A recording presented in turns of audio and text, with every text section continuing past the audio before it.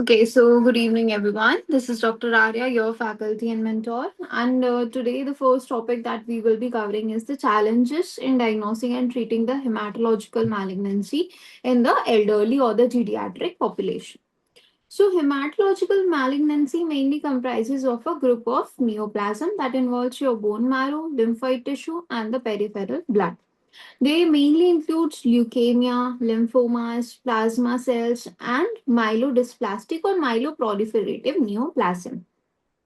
So, the incidence of this disease increases significantly with the advancing age. We all know that as a person is getting aged, so there are chances that the person may develop few diseases, right? So, similarly goes for the hematological disorder as well. That is due to the immunosense accumulation of somatic mutation, genomic instability, and chronic inflammation, and also the prolonged exposure to the environmental carcinogens.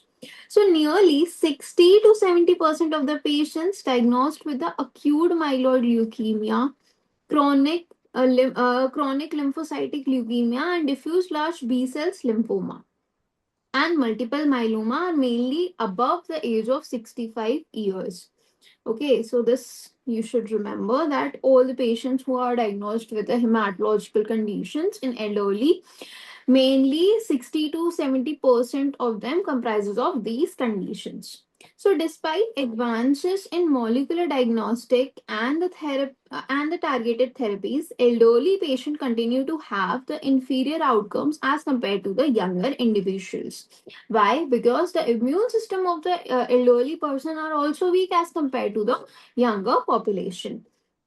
Now, this can be made a delayed diagnosis, complex disease biology, multiple comorbidities, fragility, and altered pharmacokinetics and limited tolerance to intensive therapies. An 80-year-old patient presents with fatigue, recurrent infections, CBC reveals anemia, leukocytosis, and thrombocytopenia.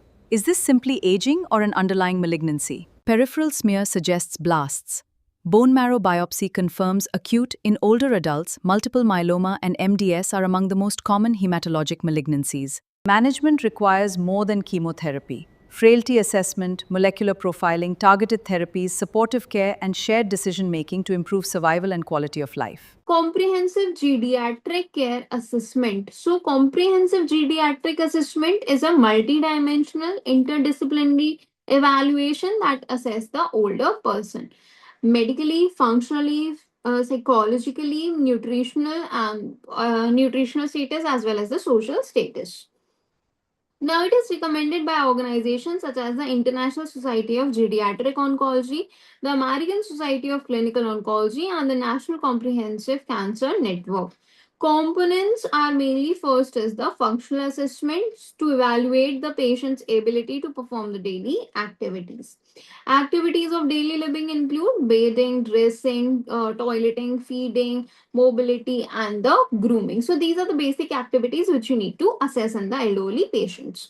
Instrumental activities of the daily living include cooking, shopping, handling finances, taking medications, telephone use, and the transportation. So, functional decline mainly predicts that there is increased chemotherapy toxicity, longer hospitalization, and poor survival. Comorbidity assessment mainly includes what comorbidities you need to assess. First one you need to assess is the hypertension, then diabetes, coronary artery disease, chronic kidney disease, COPD, and the liver disease. So, for the assessment tool, you have the Charlson Comorbidity Index and the cumulative illness rating scales.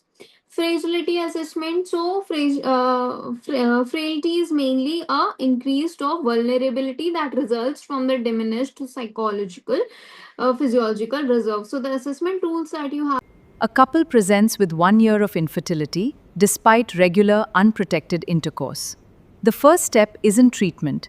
It's a systematic fertility assessment includes ovulation testing, ovarian reserve, pelvic ultrasound, and tubal patency. Male assessment starts with semen analysis, followed by hormonal or genetic evaluation when indicated, and guides personalized treatment from lifestyle modification to ovulation induction, IUI, or IVF, improving the chances of a successful pregnancy.